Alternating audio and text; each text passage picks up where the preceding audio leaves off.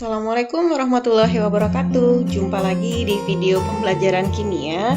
Kali ini materi kimia yang akan kita bahas adalah reaksi-reaksi eter. Materi ini adalah materi kimia di kelas 12. Kita awali pembelajaran kita kali ini dengan membaca basmalah bersama-sama. Bismillahirrahmanirrahim. Semoga apa yang akan dijelaskan kali ini kalian dapat pahami dengan sebaik-baiknya. Oke, kita langsung masuk saja di reaksi-reaksi eter. Ada beberapa reaksi eter yang akan kita bahas di sini. Yang pertama adalah reaksi pembakaran eter, kemudian ada reaksi dengan logam aktif, reaksi dengan PCl5, dan yang terakhir adalah reaksi dengan HX. Kita awali dulu yang pertama, yaitu adalah reaksi pembakaran eter. Nah, reaksi pembakaran ini kan kalian sudah tahu bahwa yang namanya reaksi pembakaran dia adalah reaksi suatu zat dengan oksigen. Nah, pembakaran eter ini nanti dia akan menghasilkan CO2 dan H2O, karbon dioksida dan juga air. Jadi di sini kita langsung masuk ke contohnya. Ini adalah senyawa eter karena dia ada gugus O plus O2 karena dia tadi kan mengalami pembakaran nih, berarti bereaksi dengan O2 dan hasilnya dia selalu CO2 plus H2O. Tinggal kita setarakan unsur-unsur yang ada di sebelah kiri dengan yang ada di sebelah kanan. Kita awali dengan menyetarakan unsur C.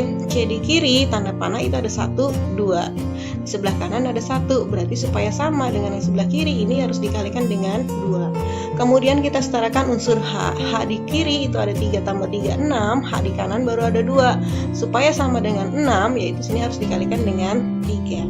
Nah, sekarang kan kita harus nyetarain unsur O. Unsur O yang kita setarain dulu yang sebelah kanan. 2 kali 2 yaitu 4, 1 kali 3 yaitu 3. Jadi 4 tambah 3 hasilnya 7. Sebelah kiri pun juga harus 7. Nah, ini udah ada 1, berarti supaya 7 di sini harus 6. Sudah ada 2, berarti sini dikalikan dengan angka 3 supaya jadi 6. Jadi 6 tambah 1 juga 7 jumlah O-nya. Oke, contoh selanjutnya ini adalah reaksi pembakaran eter untuk metil propil eter. Direaksikan dengan O2, hasilnya selalu CO2 dengan H2O. Nah, angka koefisien yang ini itu diperoleh dengan cara seperti tadi, menyetarakan jumlah unsur yang ada di sebelah kiri dengan yang ada di sebelah kanan. Selanjutnya adalah reaksi dengan logam aktif. Nah, logam aktif ini adalah unsur-unsur yang ada di golongan 1A, 2A, dan juga 3A. Jadi di sini eter tidak bereaksi dengan logam aktif. Nah, inilah ciri yang membedakan dengan alkohol. Karena kita sudah tahu bahwa eter dengan alkohol mempunyai rumus umum yang sama, yaitu CnH2n plus 2O. Jadi kalau alkohol, yaitu ROH di gugus alkohol ya, direaksikan dengan Na, dia menghasilkan RONA plus setengah H2. Jadi di sini kita tukeran antara H dengan Na-nya, reaksi substitusi ya. Jadi di sini RONA, H-nya lepas, jadi dia jadi H2 karena H tidak bisa berdiri sendiri. Jadi di sini ada setengah H2. Sedangkan kalau dia eter, seperti ini nanti. ROR aksen ini adalah gugus dari eter ya. Kita reaksikan dengan Na, itu nanti dia tidak bereaksi. Jadi contohnya seperti ini. Ketika ada senyawa alkohol yaitu etanol nih, CH3 CH2OH, kita reaksikan dengan Na, itu dia menghasilkan CH3 CH2ONA plus setengah H2. Jadi rumusnya tinggal kita ikutin aja nih ya. Tinggal tukeran antara H dengan Na dan hasil sampingnya selalu setengah H2. Kalau dia eter, ini ada contoh eter yaitu di metil eter, kita reaksikan dengan Na, apa hasilnya? Ternyata dia tidak bereaksi. Kalau tidak bereaksi, tinggal kita kasih coretan atau kita kasih garis di tanda panahnya. Ini artinya tidak bereaksi. Oke, kita lanjut di reaksi dengan PCl5. Nah, untuk reaksi dengan PCl5 ini, eter bereaksi dengan PCl5 tidak membebaskan HCl. Nah, ini pula yang berbeda dengan alkohol, membedakannya dengan alkohol. Jadi kalau alkohol kita reaksikan dengan PCl5, hasilnya adalah RCl plus HCl plus POCl3. Jadi di sini dia membebaskan HCl atau asam klorida. Tapi kalau eter, ketika eter direaksikan dengan PCl5, hasilnya adalah RCl, R aksen Cl plus POCl3. Di sini tidak dihasilkan HCl, tapi sama-sama dihasilkan RCl ya. Dan juga POCl3 inilah juga yang membedakan alkohol dengan eter. Jadi contohnya kita bisa tuliskan seperti ini. Ini yang pertama adalah senyawa alkohol yang direaksikan dengan PCl5. Jadi kalian tinggal ngikutin aja rumus di sini nih. Jadi R-nya ini yang tadinya mengikat OH ditukar atau dia sekarang mengikat Cl-nya. Ya, jadi di sini CH3, CH2, CH2-nya tetap ditulis di sebelah kanan, OH-nya ini digantikan dengan Cl. Ya, seperti ini. Kemudian plus HCl plus POCl3. HCl dengan POCl3-nya ini tetap sesuai dengan rumusnya seperti ini.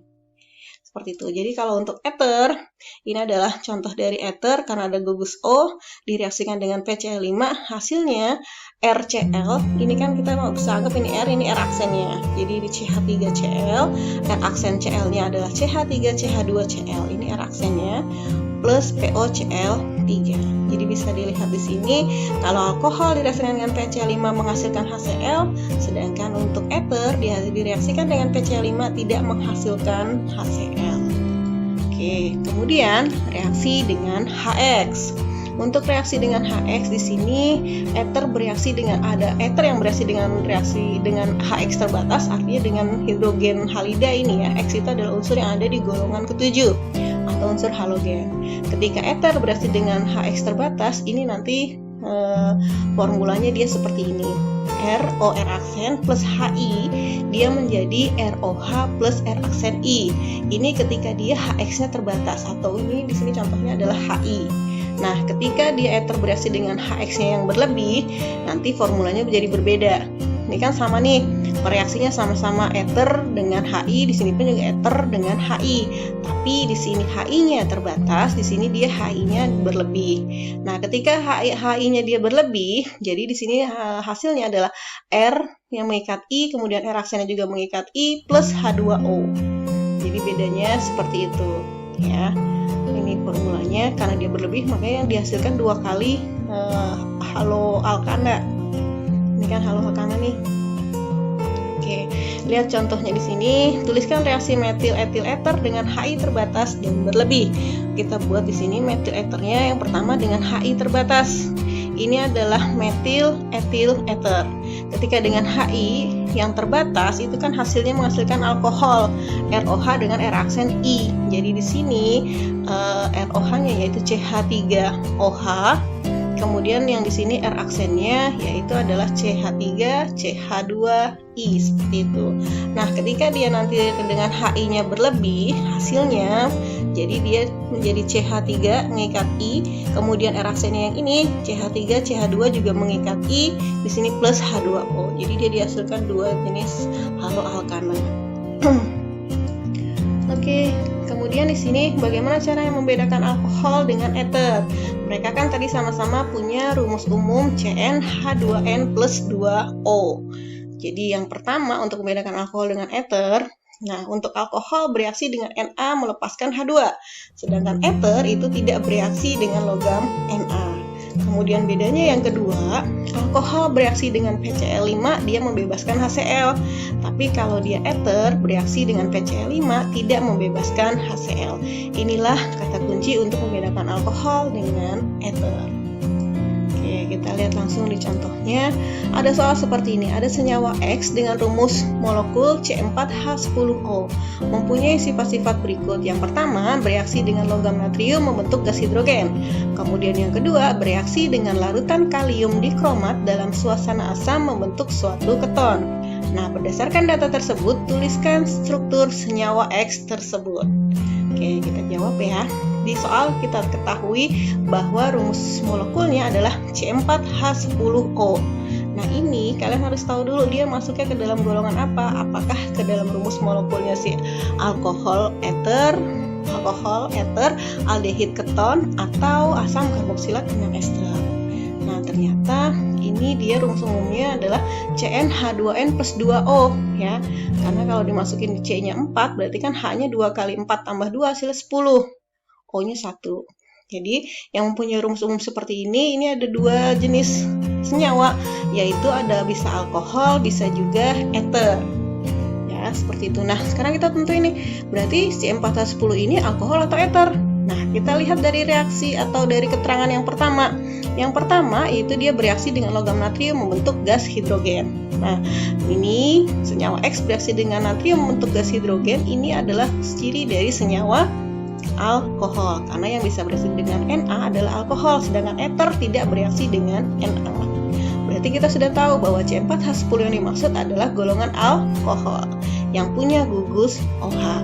Nah, kemudian ada keterangan yang kedua. Yang kedua ini dia bereaksi dengan logam kalium dikromat dalam suasana asam membentuk suatu keton. Nah, kalau dia bereaksi dengan kalium dikromat dalam suasana asam ini berarti dia artinya dioksidasi. Oke, oksidasi senyawa X ini dia menghasilkan keton. Jadi kalian harus tahu dulu alkoholnya ini nanti yang menghasilkan keton itu alkohol jenis apa? Apakah alkohol primer, sekunder, atau tersier? Oke, kembali lagi diingat-ingat, kalau alkohol primer dioksidasi menghasilkan aldehid dan juga dioksidasi lebih lanjut menghasilkan asam karboksilat. Sedangkan untuk alkohol sekunder ketika dioksidasi dia menghasilkan keton. Sedangkan alkohol yang tersier dia tidak mengalami reaksi oksidasi. Jadi dari keterangan ini oksidasi senyawa X menghasilkan keton berarti alkohol yang dimaksud adalah alkohol sekunder. Jadi nanti kita tinggal buat aja struktur senyawa yang terdiri dari C4H10O itu yang merupakan alkohol sekunder. Ingat, alkohol sekunder itu adalah gugus OH-nya diikat oleh C sekunder, yaitu C yang mengikat dua atom C lain. Jadi bisa kita tuliskan senyawa X-nya itu nanti dia bentuknya seperti ini. Karena ini kan butana C-nya 4 ya. 1, 2, 3, 4. Kalau OH-nya ditulis di sini berarti dia nanti masuknya ke dalam alkohol primer. Salah ya, karena yang diminta adalah alkohol sekunder. Oke, seperti itu. Karena yang diminta alkohol sekunder berarti kita tulis OH-nya, kita taruh OH itu di C sekunder, artinya C yang mengikat dua atom C lain. Boleh di C yang sebelah kiri sini atau yang sebelah kanan sini ya. Sama-sama dia C sekunder, tapi nggak boleh di ujung. Kalau di ujung ini dia merupakan alkohol primer. Oke, kalau dia bentuknya seperti ini, tinggal kita beri nama nih, senyawa ini namanya apa? Karena dia gugus alkohol, tidak ada cabangnya. Ini kan rantai utamanya nih. Tidak ada cabang, kemudian ada gugus OH di nomor C yang kedua, berarti nama senyawa ini adalah 2-butanol. Jadi senyawa yang dimaksud yaitu di sini struktur senyawa X-nya ini dia yaitu adalah 2-butanol. Jadi seperti itu langkah-langkahnya untuk mengetahui reaksi ini atau rumus molekulnya senyawa ini alkohol atau eter. Ya, jadi ini perbedaannya. Mudah-mudahan kalian paham dengan materi yang sudah diajarkan. Terima kasih atas perhatiannya. Kita jumpa lagi di video pembelajaran selanjutnya. Wassalamualaikum warahmatullahi wabarakatuh.